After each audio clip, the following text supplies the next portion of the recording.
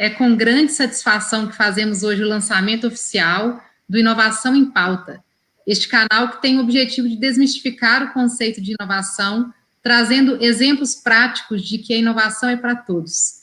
Criamos este canal de conteúdo que promete informar, inspirar e principalmente apresentar de forma clara e simples como o ecossistema de inovação se movimenta. O programa representa uma imensa oportunidade de se manter atualizado a respeito do que é feito e por quem são feitas as inovações mais relevantes no mundo. E o que está acontecendo no Brasil e também no mundo. E quais são as principais tendências e como essas tendências podem impactar o nosso dia a dia e que, de fato, nós não podemos ficar de fora dessa transformação digital. Eu agradeço a Alessandra Alckmin, minha parceira nessa iniciativa, e ao Paulo Renato, que estreia com chave de ouro conosco, trazendo mais de 2 décadas de experiência nesse tema.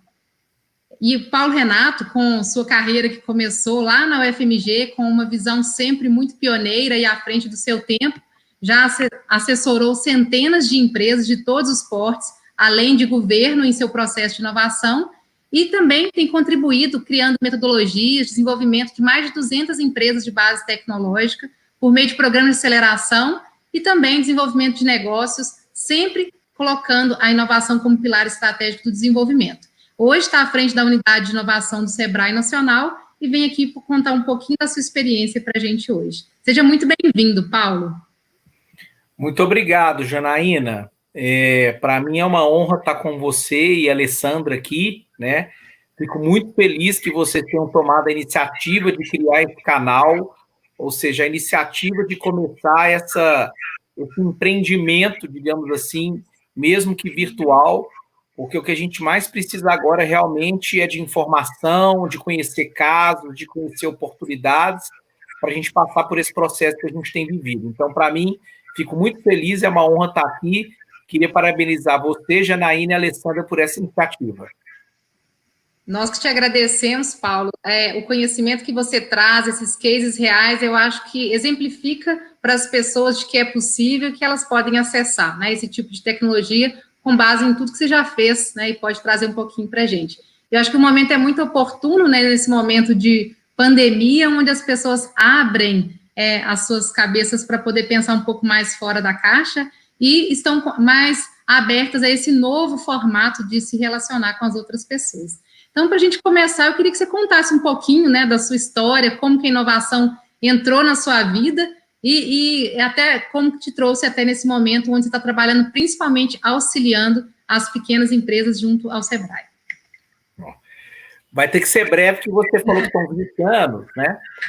Então, eu vou procurar, então, sintetizar. Quando eu falo, eu estou sentindo um pequeno delay na minha voz, está tudo ok aí com o som? Ótimo. Bem, se alguém também estiver nos assistindo, vê que o som não está bom, pode nos enviar um feedback, né, Janaína? Que aí a gente tenta aqui consertar de alguma forma, mas, como quem diz, quem sabe faz ao vivo, né? Bem, eu acho que falar de mim é falar de muitas pessoas que sempre tiveram o espírito de curiosidade, o espírito da criatividade, o espírito de inventividade dentro de si próprio, né?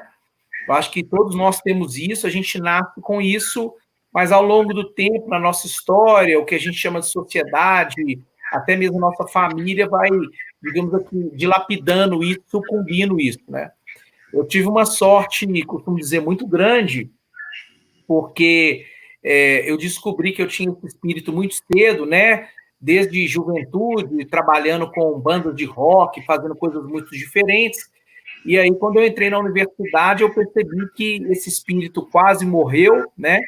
Eu fiz engenharia no UFMG, porque realmente é um curso muito intenso, muito até em alguns momentos massacrantes, mas eu tive a sorte de um determinado momento, isso eu estou falando de mais ou menos 97, 98, quando não se falava de empreendedorismo e inovação, por algum motivo, que eu não me lembro mais o qual, eu participei de uma disciplina muito incipiente, muito rudimentar na época, que era o que permitia, né, de empreendedorismo, e aquilo abriu minha mente de uma tal forma que eu entendi que parte de uma angústia que eu vivia na universidade era porque eu estava sendo formado para arrumar um emprego.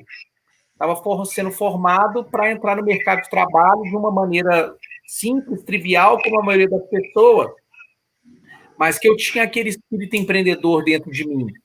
Então, a partir daquilo, eu resolvi mudar toda a minha vida, minha trajetória, e mentalizei muito que eu não gostaria de ter empregos tradicionais, que eu queria trabalhar com algo que eu usasse muita criatividade, muita inovação, que eu pudesse viajar e conhecer pessoas, né?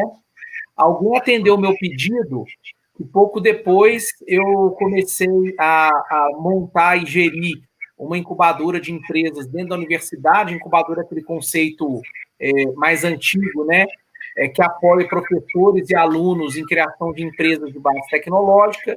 Foi uma experiência incrível, mas aí chegou um momento que o pulso empreendedor falou mais alto, eu entendi que eu teria que sair desse ambiente da academia e criar o meu próprio negócio de inovação para poder realmente fazer tudo aquilo que eu acreditava e que eu queria naquela época. Isso eu estou falando de 98, 99, né? Então, foi quando eu fundei minha empresa no início de 2000, Instituto Inovação. Nessa época, eu busquei sócios que tivessem um perfil complementares ao meu, isso é um ponto fundamental. Eu busquei um sócio que, inclusive, se tornou um sócio investidor, o que hoje a gente chama aí no mercado de anjo, né? O meu grande amigo Gilberto, que acreditou naquela ideia. E daí, resumindo, né, numa primeira fase, essa empresa cresceu muito, foi onde eu conheci a Janaína, né, que veio a trabalhar conosco. Essa empresa cresceu muito, ela realmente fez coisas inéditas no Brasil, em termos de projetos, em termos de programas para grandes empresas, para governo, para universidades, né? Então, teve toda uma trajetória, digamos assim, do que a gente chamou muito assim, no início dos anos 2000 da inovação tecnológica, né? Principalmente procurando converter tecnologia de universidade em empresas. Então, eu fiz muito isso. Num segundo momento, como consultor de empresas de faturamento acima de 1 bilhão, ajudando essas empresas a terem processos mais inovadores, mais criativos, para elas criarem novos produtos e processos, serem mais competitivas, por exemplo. E isso culminou, inclusive, da gente criar divisões da empresa, criando fundos de investimento para investir em empresas de tecnologia, o que a gente chama hoje de startups, né? E aí, resumindo essa história, num determinado momento, de muito orgulho, muita alegria, né? A gente estava sendo consultor de grandes empresas, de grandes projetos de várias esferas, o fundo de investimentos investindo em empresas de base tecnológica, e também trabalhando muito com capacitação, treinamento de empreendedores e novos empreendedores. Então, eu tive uma oportunidade quase que ímpar de pegar toda digamos assim, a trajetória, a linha da inovação, desde um empreendedor querendo empreender, desde um negócio nascente, investimento, e trabalhar com empresas gigantescas. Então, eu tive o grande privilégio de trabalhar com todo o espectro da inovação, digamos assim, né? Inclusive, com o advento depois que veio do mundo das startups, né? Nós somos um dos primeiros a criar programas de aceleração e por aí vai. Muito mérito de toda uma equipe, de todos os sócios que me acompanharam nessa trajetória. E aí faltava a mim uma experiência, digamos assim, realmente no sistema de inovação, mas não como empresário, não como empreendedor, mas de um lado de alguém que fizesse política pública. Porque, na verdade, eu acho que eu sempre fiz muito, como empresário, um pouco do que era desenvolvimento de política pública, né? Desenvolvimento de elementos sociais, digamos assim.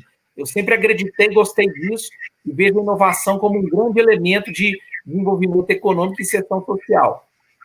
E aí, resumindo, né, essa trajetória culmina nessa oportunidade de eu ter sido convidado, foi super inusitado, assim, eu não esperava, né, para assumir essa cadeira de inovação no Sebrae Nacional, uma coisa assim de muita responsabilidade, de muito approach, muita honra, porque ela envolve você cuidar aí de programas nacionais estratégicos, tá atuando junto com 27 estados da federação e cuidar de um orçamento até substancial para trabalhar a inovação no Brasil. Então, eu demorei um pouco, né? Quem sabe da minha demora para aceitar isso, eu demorei um pouco, mas aceitei, e eu estou muito feliz nessa instituição e com esse desafio, E aprendi, pensei que eu já tivesse aprendido muita coisa, mas eu tenho aprendido mais e tenho vivido uma experiência ímpar, que é o regionalismo da inovação.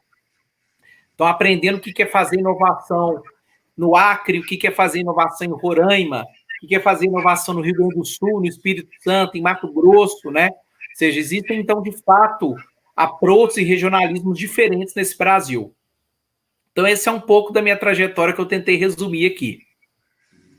É sensacional, Paulo. Realmente, toda essa experiência em tão pouco tempo é uma tarefa árdua e até para a gente fica instigado a querer saber um pouco mais detalhes do como, né, cada uma dessas iniciativas aconteceram, mas eu tenho certeza que a gente vai ter oportunidade de, talvez, detalhar um pouquinho mais de cada uma dessas iniciativas numa outra oportunidade também, né?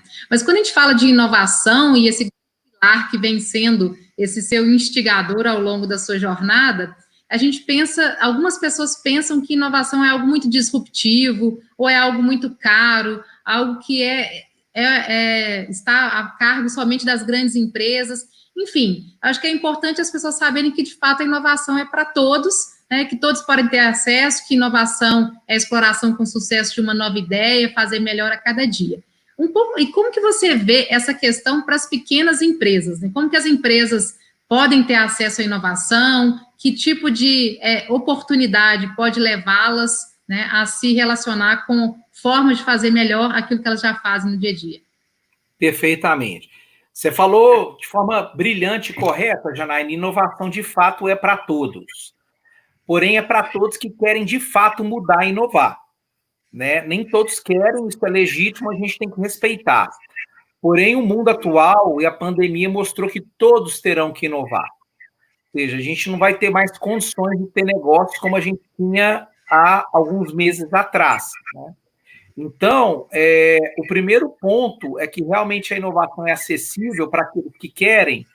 E aí, para a gente desenvolver, então, um pouco desse nosso pensamento inovador, do nosso lado inovador, em primeiro ponto, por mais que pareça uma coisa meio que fora do mainstream, digamos assim, realmente é uma questão de modelo mental, é uma questão de abrir a nossa mente para novas ideias, nossas possibilidades, a possibilidade da gente conviver com o diferente, conviver com quem é diferente da gente, ter outras experiências e olhar para os lados. Então, se eu sou dono de um negócio, por mais, digamos assim, tradicional que ele seja, né, um varejo de porta de rua por aí, eu sempre recomendo que participe dos fóruns empresariais, participe dos comitês de inovação, participe dessas discussões, entre no canal da Janaína e da Alessandra, né? Participe desses ambientes para que se entenda qual que é o melhor tipo de inovação para você. Porque a inovação, de fato, ao longo da história, ela foi associada à inovação tecnológica, inovação principalmente de produtos, mas não é só isso. Hoje, é o cunhado que as grandes inovações vão ser as de modelos de negócio e as inovações de gestão e governança, né? Ou seja, modelos nada ortodoxos de empresas que vão prosperar, empresas mais conectadas, empresas mais colaborativas, empresas com flexibilização para os funcionários, empresas que valorizam mais os funcionários. Então, todas essas inovações de gestão que vão permitir o crescimento, sobrevivência e crescimento das empresas. Então, inovar não é só desenvolver tecnologia, é desenvolver um novo pensamento e aplicar na sua empresa na medida que ela precisa, seja na gestão, no posicionamento, no atendimento, no marketing ou até mesmo no produto.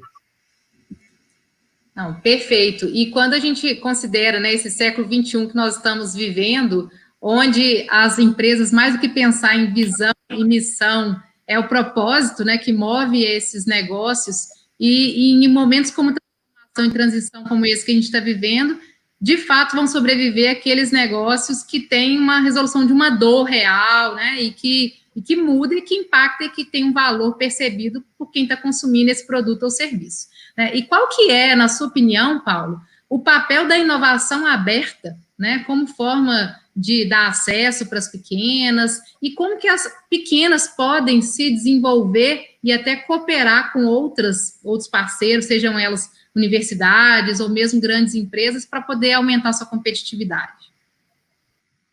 Muito bom. Talvez caberia só falar, né, pelas pessoas que depois estão nos assistindo agora e depois vão ver a nossa gravação, né, que a inovação aberta é aquele processo de que eu não preciso desenvolver ou ter tudo dentro de casa para inovar. Eu posso buscar fora, né? Então, no buscar fora, esse olhar de lados, participar dos encontros e por aí vai. Então, eu acho que a inovação aberta é uma excelente ferramenta para cortar caminho e poder inovar de uma forma mais rápida. Só que para praticar inovação aberta, eu tenho que gostar de me relacionar, né? Eu tenho que realmente confiar em outras empresas e eu tenho que, de fato, saber que aquilo que eu vou desenvolver talvez não vá ser propriedade só minha. Ela talvez vá estar compartilhada com os outros grupos. Então, de novo, volta na questão do modelo mental de imaginar que compartilhamento pode ser muito mais interessante para a gente, até mesmo financeiramente, do que ser proprietário.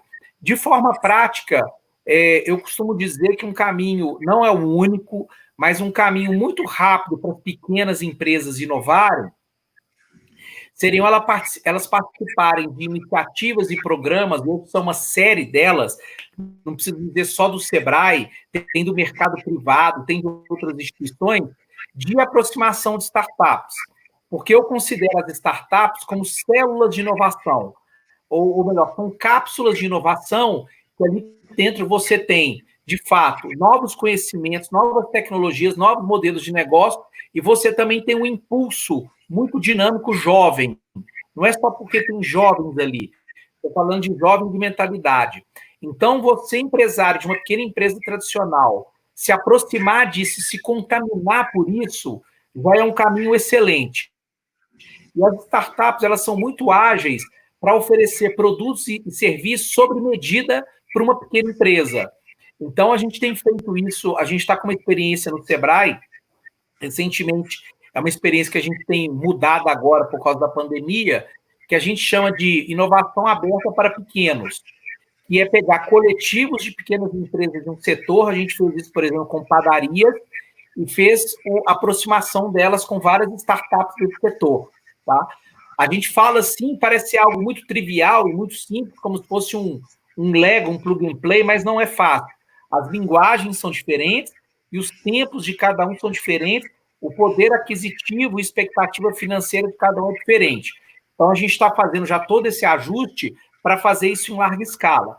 Mas, independente do Sebrae, os empresários já podem participar dos ambientes de coworking, das atividades que a CDL local da sua cidade oferece, a Federação das Indústrias oferece, a própria Fundep, a própria Associação Comercial, que nesses ambientes acontecem, muitas vezes, matchings das startups com as empresas de qualquer segmento. Então, eu vejo isso como uma oportunidade bem prática para quem é empresário de qualquer segmento. Maravilha. Além desses ambientes, né, esses hubs de conexão, esses eventos e oportunidades, a gente observa que existem outras dores que as startups, principalmente as pequenas, elas enfrentam, que se a gente for fazer alguma pesquisa, e as pesquisas que já foram realizadas, inclusive pelo Sebrae, apontam que um dos principais problemas enfrentados está relacionado à falta de recursos, né? Seja esse recurso financeiro, infraestrutura, ou mesmo de mão de obra suficiente para desempenhar tudo que foi planejado, né? Então, existe realmente essa carência de recursos para poder ajudar as empresas a se alavancarem, se potencializarem. Então, eu queria que você falasse um pouquinho que tipo de oportunidade, que tipo de canal que você enxerga, Paulo, que pode permitir esse acesso um pouco mais facilitado para que as empresas possam ter essa possibilidade de, sejam eles financeiros ou mesmo infraestrutura, para além desses hubs que hoje estão disponíveis. Muito bom. Hoje eu estava participando de uma reunião, eu vou depois até pegar aqui, e eu vi alguns indicadores econômicos. Eu desliguei aqui o celular, mas eu vou, já eu chego aqui na informação, que até meio que é uma coisa curiosa, um contrassenso, né? Está se projetando uma taxa Selic até o final do ano, eu tenho que pegar o dado, mas ela está abaixo de 3%, né? E a inflação também, o IPCA muito baixo. Mas o que eu quero dizer com isso, né? Os investidores, aquelas pessoas que têm dinheiro para investir, elas vão querer continuar investindo elas não vão ter como mais investir em renda fixa e outros ativos aí de fundos, isso aí já é quase um clichê, e aí volta-se novamente a oportunidade do investimento na economia real. Então, eu acredito, e tenho visto isso, inclusive, na minha empresa, né, que eu ainda tenho sociedade, que quem realmente quer investir em negócios tem que achar bons negócios. Então, se você tem uma boa oportunidade, um bom negócio de fato, e por que eu falo de fato? Porque todos nós acreditamos que a nossa ideia, a nossa proposta é a melhor do mundo, é como meu filho é o melhor do mundo, por mais que ele cometa dezenas de erros e pecados, eu ainda vou continuar defendendo, né? O que não é certo, inclusive. Mas o que eu estou querendo dizer? Se você realmente tem alguma coisa que multiplique o dinheiro e faça crescer o negócio, os investidores vão ter interesse em você. Para ele ter interesse, você tem que estar com um bom plano, você tem que se expor, você tem que saber vender a sua proposta e por aí vai. Então, esse dinheiro privado do investimento, eu vejo que ele continua a circular e ele vai circular mais quando a gente voltar no que o pessoal chama do novo normal, né? Nesse momento, muitas linhas de fomento, seja de governo, elementos até ligados ao SEBRAE, eles estão bem ligados agora ao Covid, né? Então, eu acho que vai ser talvez um pouco difícil a gente, nos próximos meses, ter a oportunidade de fomento para áreas diferentes que sejam de tecnologias ou ligação com cadeias de Covid. Mas nos bancos, até agora de forma mais vigorosa, as linhas de crédito, até subsidiadas, continuam. Não é simples, não é fácil, mas se você, empresa, qualquer segmento ou porte, tiver com suas contas em dias, tiver adimplente, obviamente que nos últimos meses não teve como, né? Mas tiver com as certidões em dia, é possível, sim, você obter um financiamento, seja de giro para manter o seu negócio, seja para investir em alguma infraestrutura, em alguma coisa, você sair de uma outra forma dessa pandemia, né? De novo, é se informar, é ir para a internet, é contratar e buscar consultores que conhecem desse segmento, que tem vários, né? Que ajudam com fomento, ajudam com investimento. Ou seja, não fique sozinho. Busque ajuda, busque auxílio, porque ferramentas de instituições no mercado tem. Às vezes é mais difícil acessar, mas existem pessoas que sabem fazer isso. Maravilha, acho que a oportunidade está aí, a gente vê que muito do recurso que é disponibilizado acaba não sendo acessado, né, Paulo? A gente vê pelas estatísticas, grande parte desse volume, ou porque as pessoas não têm conhecimento, ou não sabem como acessá-lo, mas em caso de ter essas dúvidas, é só pedir ajuda, né, que é possível acessá-lo sim. E aí, levando em consideração todas essas empresas que você comentou, esse impacto e a relevância que as pequenas e médias têm hoje no Brasil, né, acho que você pode me atualizar, mas cerca de 9 milhões de empresas que se enquadram nessa categoria, contribuindo com mais de um quarto do nosso PIB nacional, a gente vê que muitas delas realmente estão sendo impactadas por essa pandemia. Aquelas que não estão relacionadas diretamente à área de saúde ou alguma resolução imediata para combate a essa crise, acabam tendo um impacto maior, né, em relação aos seus negócios, principalmente prestadores de serviço em algum nível. Então, queria que você falasse um pouco, Paulo, como que você vê esse impacto que está sendo causado para essa categoria de empresas e que tipo de dica que você dá para que essas empresas, então, elas possam se reinventar, né, para poder superar essa crise e sair mais fortes, logo que essa pandemia passar. Eu só busquei o dado que eu falei, na verdade, pelo que eu estou vendo aqui, já parece que a Selic já tem uma previsão que ela vai chegar em 2,25, né?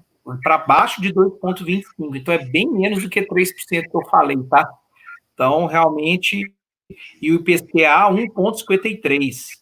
Mas o PIB menos 5,8. Então, é bem complexo, né? Você poderia falar rapidamente de novo a pergunta, porque eu me distraí olhando aqui os dados. Me desculpa você e todos que estão nos assistindo, mas eu estou sendo sincero realmente os números são impactantes. A vantagem é que essas taxas esse crescimento, ele está relacionado diretamente também às taxas de juros. Então, mesmo a gente tendo esse crescimento tão pequeno, as taxas de juros elas baixam também, o que aumenta esse acesso para essas pessoas poderem sobreviver, né? Mas o que eu tinha comentado é em relação a esse momento da pandemia, onde a gente vê que, apesar dessa grande relevância, as empresas elas realmente estão sendo impactadas e muitas delas podem acabar morrendo, né? Então, como que vocês têm acompanhado esse impacto que está sendo causado durante a pandemia e que sugestão, que dica que você dá para que essas empresas possam, então, sobreviver, né, para poder passar por esse período que a gente não sabe quanto tempo que vai durar? Isso. Eu conversei com alguém esses dias também em alguma live, que eu não estou me lembrado agora, mas eu estou tendo uma oportunidade, eu testemunho, né, que no Sebrae, esse acompanhamento e o olhar sobre o impacto é diário. É diário. O nível de preocupação que nós estamos é enorme, e não é só preocupação, é ocupação. Então, cada membro do Sebrae tem feito atendimento até pessoal a empresas, e a gente mudou toda a estratégia do atendimento, obviamente, presencial, para uma estratégia online em pouquíssimo tempo, e hoje, inclusive, o Sebrae vem batendo recorde de atendimento a nível de procura e de busca pela instituição. Eu não consigo falar exatamente o dado, mas eu creio que mais de 50% aumentou. É algo assim realmente assustador, positivamente, a busca dos empresários pela instituição. Então, a preocupação é diária. Eu costumo dizer assim, eu tenho orgulho, muitas das ações que a gente tem visto o governo fazer, houve uma articulação via o Sebrae para poder alongar os impostos, não pagar os impostos. Tudo isso foi a instituição em prol das pequenas empresas, mas a gente não precisa, digamos assim, aparecer tanto, né? Mas isso tem sido feito constantemente.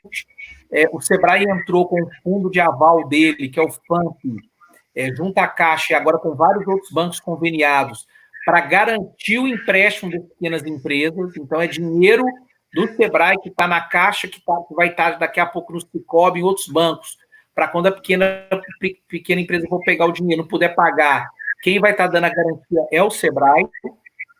Esses são alguns dos exemplos. E as várias ferramentas que a gente começou a trabalhar para que as pequenas empresas possam acessar o mercado.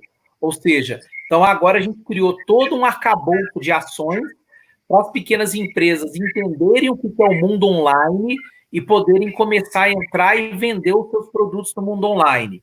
Quando a gente fala isso para nós que já temos experiência, temos vivência com o mundo online, aparentemente parece algo trivial. Mas como eu falei aqui no início da nossa conversa, Janaína, quando a gente fala de um país como o Brasil, que é maior do que inúmeros países da Europa, né, um dos maiores países do mundo, com uma população de mais de 200 milhões de pessoas e de diferentes, né, classes e níveis sociais, isso não é tão trivial. Nem todo lugar do Brasil pega internet, nem todo mundo conhece esse conceito. Então, o que a gente fez foi uma série de programas extremamente simples, extremamente básicos, que está ajudando que empresários, independente do nível de informação, independente do segmento de negócio, que eles possam ir para o mundo online. E o que a gente quer, e nós estamos conseguindo, a gente está com várias experiências, vários depoimentos de empresários que participaram do nosso programa, que obteram subsídio através, por exemplo, do programa Sebrae Tech, e hoje estão vendendo online. Então, até surpreendido com quanto eles estão vendendo, né? Mas nem todo mundo pode vender online. Como é que eu vou ser do salão de beleza e vou vender online, né? Para isso, o Sebrae agora, junto com as prefeituras dos estados, né? E o Sebrae ele é um articulador e um consultor nessa área, está lançando todos os protocolos de biossegurança para o retorno dos negócios. Então, segmento de restaurante, segmento de bar, segmento de salão de beleza, segmento da saúde, quais são os protocolos de biossegurança para o cliente, para os empresários, para a população, para aquele negócio voltar a funcionar. Lógico que a decisão de volta cabe ao decreto do prefeito, o decreto do governador. A gente só está dando um respaldo técnico como é que a empresa pode voltar. Então, Nós estamos liberando dinheiro para as empresas via o crédito, nós estamos preparando programas de acesso ao mercado e venda online, programas para as empresas mudarem a estratégia, estamos preparando um programa para empreendedores que vão empreender nesse novo mundo digital e essa questão dos protocolos de segurança, assim como uma série de outras ações, mas eu acho que essas focam muito em ocupação nossa agora para realmente atender com emergência tudo que está acontecendo. Sensacional, Paulo. Achei excelentes os exemplos que você citou, que são principalmente negócios tradicionais, e o quanto que essa transformação digital, essa reinvenção dos seus próprios negócios, ela é significativa para que eles possam sobreviver, né? Então, infelizmente, o nosso tempo está acabando, mas eu queria que você deixasse um pouquinho uma mensagem para as pessoas que estão nos ouvindo em relação a essas perspectivas dos novos negócios do futuro, quem vai sobreviver a essa pandemia, o que deve pensar, né? Qual que deve ser o olhar para que possa pensar quais são esses negócios do futuro, como sobreviver a essa crise, né? Pós-pandemia. Vamos lembrar que, mesmo com a pandemia, tem negócio crescendo. Alguns dados curiosos, ou informações curiosas, assim, o segmento de bebidas, principalmente bebidas alcoólicas, cresceu de forma vertiginosa, né? Então, qualquer oportunidade nessa cadeia, eu vejo que vai ser muito bom, desde quem fornece garrafas, insumos, design de embalagem. Então, esse foi um mercado que aqueceu. O mercado de saúde é um mercado que cresceu muito. Infelizmente, eu vou dizer assim, o saúde mental, né? Esse é um mercado que cresceu e vai crescer muito. Então, clínicas de atendimento, clínicas de apoio às pessoas, clínicas de vacinação de pessoas, tudo isso, psicólogos, psiquiatria, não era o que eu gostaria de dizer, mas em termos de oportunidade, é um elemento que vai crescer muito. Atenção a idosos, clínicas de atenção a idosos, de afastamento, centros de idosos vai crescer muito, tecnologia de proteção à criança com barreiras sanitárias, aí vai exigir produtos, etc. Toda uma cadeia de equipamentos agora no futuro que vão ter que ser construídas, né? Eu falei também num outro grupo como é que a gente ainda vai num lugar público e vai pegar numa torneira, né? Ou seja, a gente vai ter que começar a desenvolver novos designs de equipamentos muito simples para a gente conviver até então. Tudo isso é oportunidade, tudo isso é negócio do futuro. Se a gente for falar de alta tecnologia aqui, Janaína, você me conhece, a gente vai estourar o nosso tempo, né? Mas eu não preciso dizer de nanotecnologia, antibactericida que vai ter que ser desenvolvida para reverter esses equipamentos e por aí vai, né? Agora, o ponto é criar negócios que vão permitir os consumidores comprarem com segurança. E não são só negócios online. Ou seja, são negócios que vão permitir o consumidor entrar, se sentir seguro, comprar, sair e perceber que ele foi bem atendido e que ele não está com nenhum outro problema, né? Que negócios são esses? Aí cada um faz a sua extrapolação. E negócios que vão conviver de forma harmônica e híbrida com o online e o offline.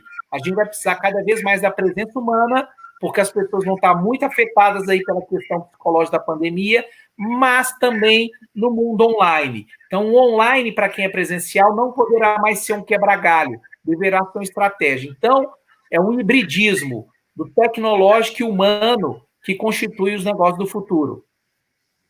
Maravilha, Paulo. Eu queria te agradecer muito, né, assim, por estrear de forma brilhante o lançamento desse canal, que nós estamos realmente muito empolgados com essa oportunidade de levar esse conceito que é tão importante, tão relevante, para não só aumentar a qualidade de vida das pessoas, mas, se possível, salvar vidas e que as pessoas saibam que inovação está, sim, no dia a dia de cada um de nós. Então, mais uma vez, muito obrigada pela sua participação.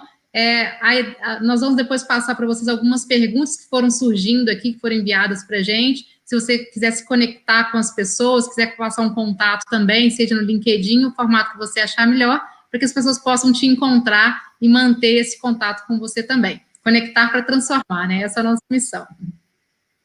Muito obrigada, Paulo. Em qualquer rede social, seja LinkedIn, Facebook, o Instagram, eu respondo ali dentro do tempo, você digita lá Paulo Renato Macedo Cabral, ou Paulo Renato Cabral, você me acha, e nós estamos juntos aí. Maravilha, Paulo. Muito obrigado mais uma vez, e agradeço a todos que estiveram conosco. Na sequência, esses vídeos vão estar também gravados, disponibilizados para quem quiser compartilhar.